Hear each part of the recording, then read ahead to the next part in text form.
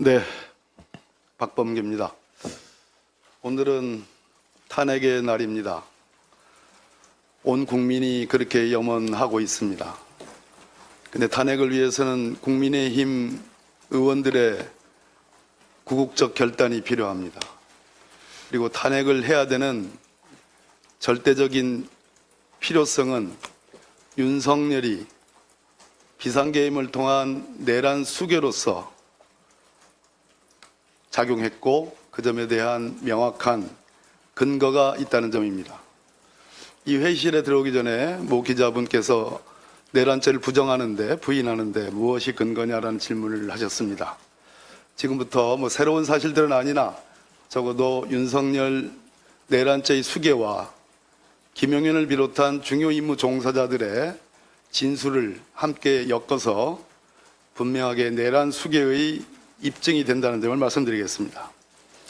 먼저 이미 구속된 김용현 전 국방부 장관입니다.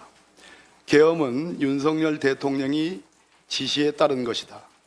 자신은 핵심 임무자일 뿐 우두머리가 아니다라고 검찰에서 진술했습니다. 포고령조차도 윤 대통령이 직접 검토했다는 취지로 검찰에서 진술했습니다. 여인영 방첩사령관입니다. 지금 구속영장이 청구된 상태입니다. 윤석열, 김용현 경호처장과 식사하는 자리에서 윤석열 대통령이 올해 초여름부터 시국을 걱정하며 불쑥 계엄 이야기를 꺼냈다.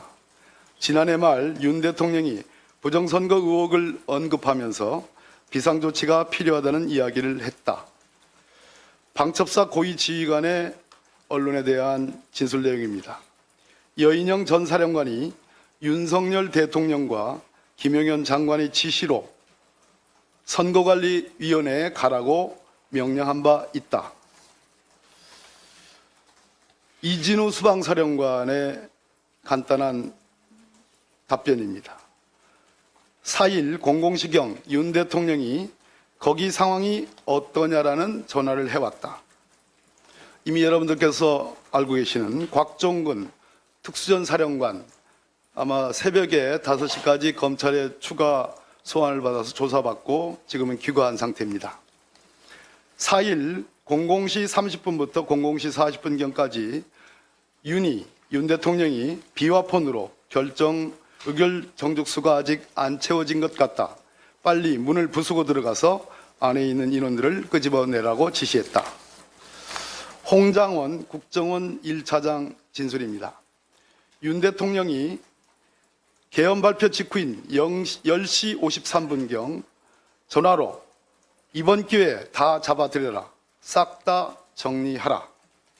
이후 여인영 방첩사령관은 전화로 홍장원 차장에게 전화해서 검거 지원을 요청한다며 한동훈 대표, 이재명 대표 등 체포 대상 명단을 불러주고 이들이 위치 파악을 요구했다는 진술입니다. 조지호 경찰청장과 김봉식 서울경찰청장의 발언입니다. 12월 3일 19시경 대통령 안가에서 윤석열, 김용현과 함께 만나 윤석열로부터 계엄 관련 서면 지휘서를 받았다. 내용은 국회와 MBC, 민주당사 등 10여 곳을 장악하라는 지시였다. 12월 3일 밤 11시경부터 12월 4일 01시까지 윤석열은 조지호에게 6차례 전화를 해서 국회의원의 체포를 명령하였다.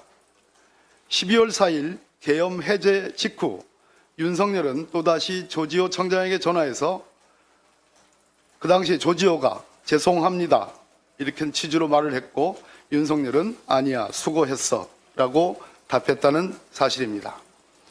이와 같은 진술과 사실을 종합을 해보면 윤석열 대통령이 내란 수괴인 점이 아주 넉넉히 충분하게 인정된다 할 것입니다.